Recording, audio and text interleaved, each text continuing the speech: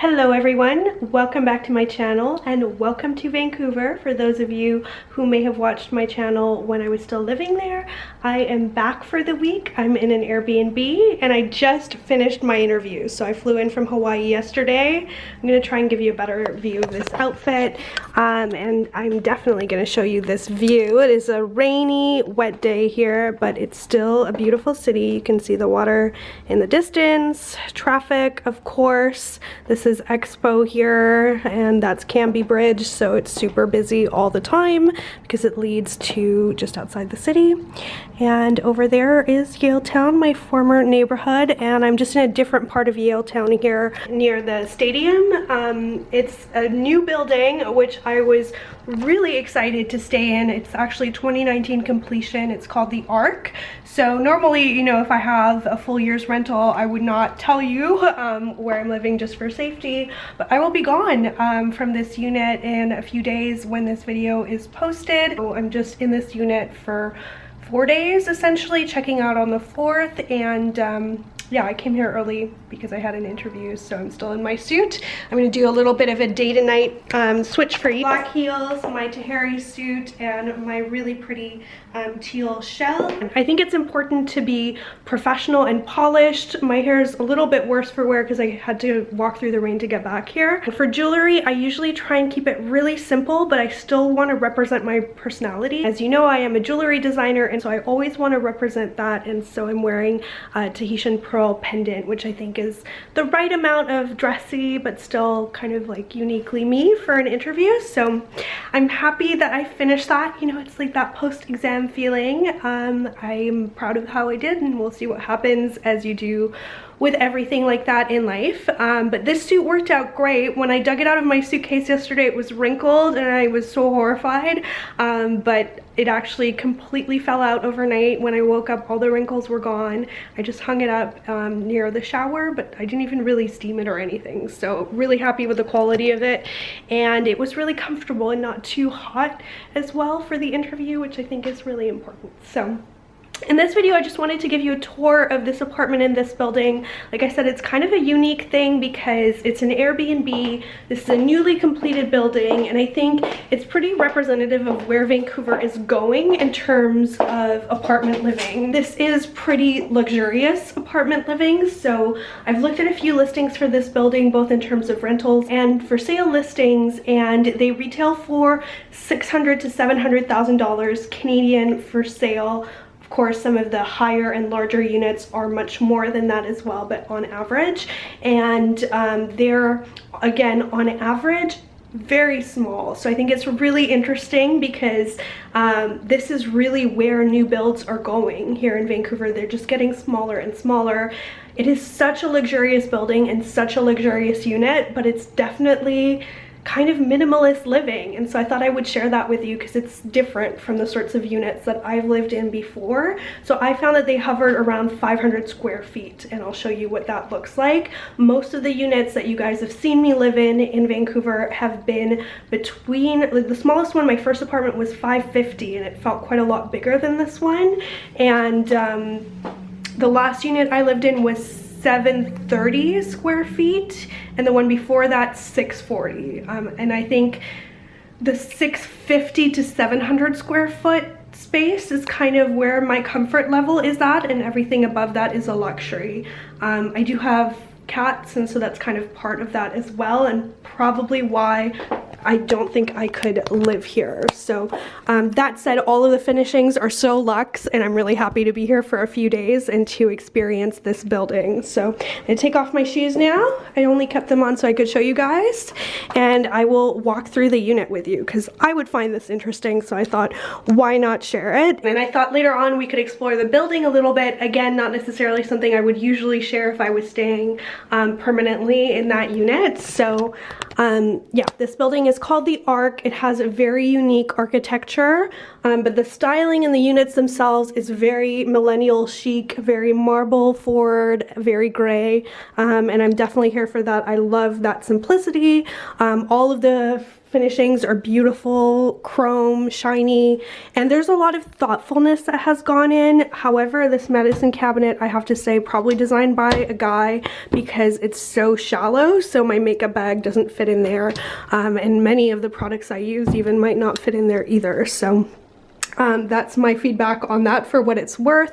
Also, no full length mirror, but it's got a really neat little cupboard here in the bathroom for the washer dryer, which I really like.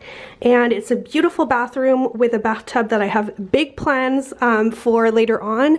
Like I said, right now I'm going to do a day to night. I'm going to switch out of the trousers and jacket for my suit. Probably keep my shell on and put the cardigan on top with some little booties and jeans on the bottom, I think. So this is the bedroom, and I think I'm especially interested to hear your points of view about this. So first of all, before we get there, there's a double closet here. Pretty small on both sides, but very nicely designed for sure. And I must have one of the switches off because the nifty, oh no, it is working. I thought that was really nifty and luxe. So the lights turn on when you fully open the doors.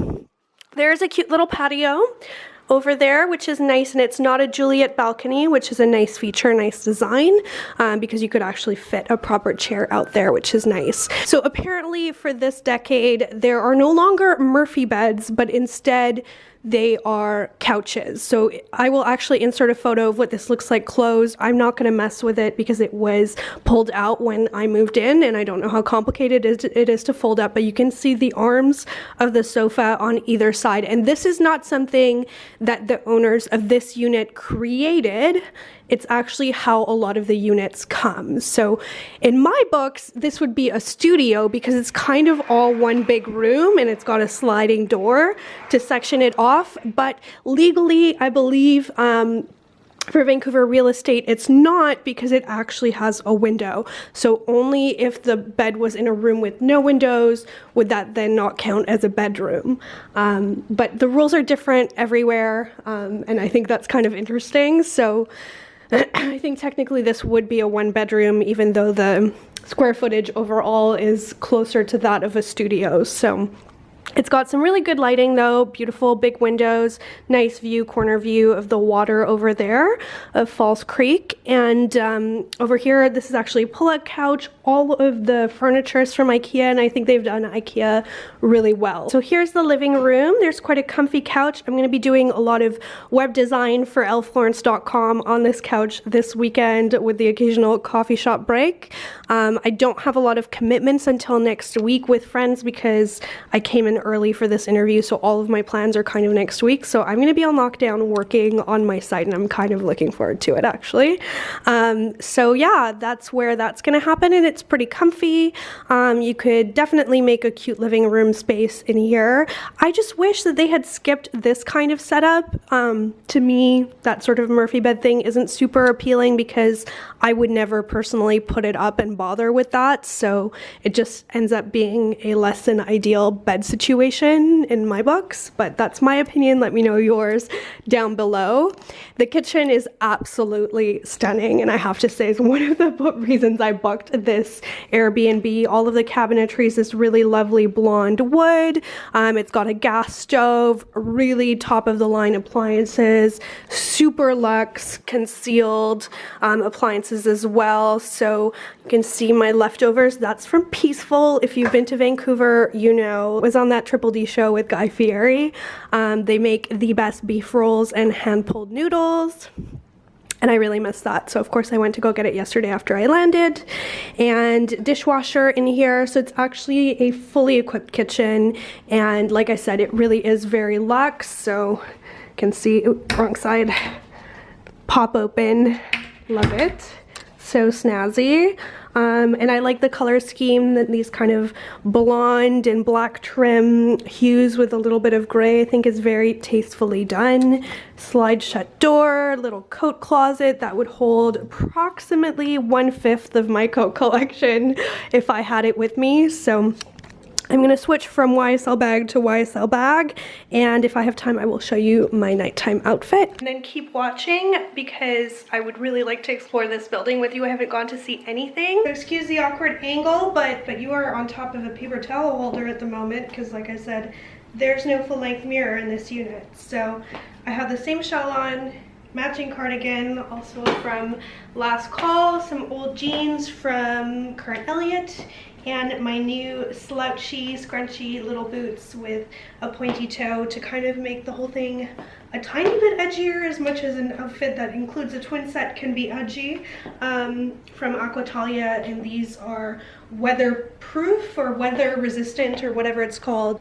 Looking forward to just chilling out here a little bit. I have a faculty meeting later in the week, catch up with all of my friends who I've dearly missed. So I'm gonna do that tonight, and I will see you a little bit later for that tour of the building that I promised. I just got back from Sansuwa, where I had dinner with my friend, and we are going on an adventure now.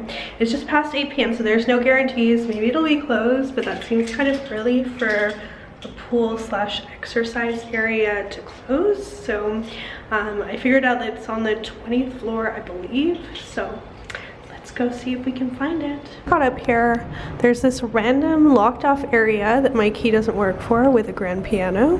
Okay, I'm not gonna film these people too much, but this just looks like a normal pool to me, so I don't really get what the deal is.